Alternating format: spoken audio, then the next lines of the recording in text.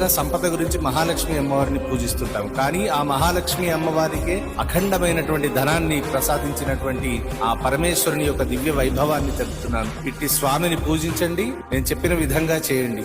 స్వర్ణాకర్షణ భైరవ స్వామి పూజ అత్యంత విశేషమైనటువంటి ఫలితాన్ని ఇస్తుంది. ఈ స్వామిని సేవించడం వల్ల సంపద, శ్రేయస్సు మరియు ఆర్థిక సమస్యల నుండి విముక్తి పొందుతారు. స్వామి పసుపచ్చని వస్త్రాలు ధరించిన వాడి కుబేరునికి మహాలక్ష్మికి స్వర్ణ పాత్రతోటి ఏకధారగా అఖండమైనటువంటి ధనాన్ని ప్రసాదిస్తున్నటువంటి ఒక ఫోటో తీసుకోండి. దాన్ని అష్టమి రోజు మీ ఇంట్లో స్వామివారిని స్థాపన చేసుకోండి.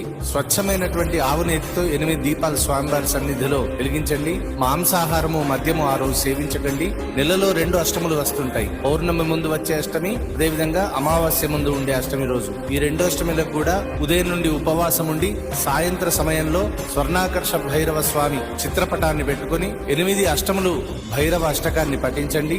మీకున్నటువంటి సమస్త ఆర్థిక సమస్యలన్నీ కూడా తొలగిపోతాయి. ఇది 100కి 100 నిజం.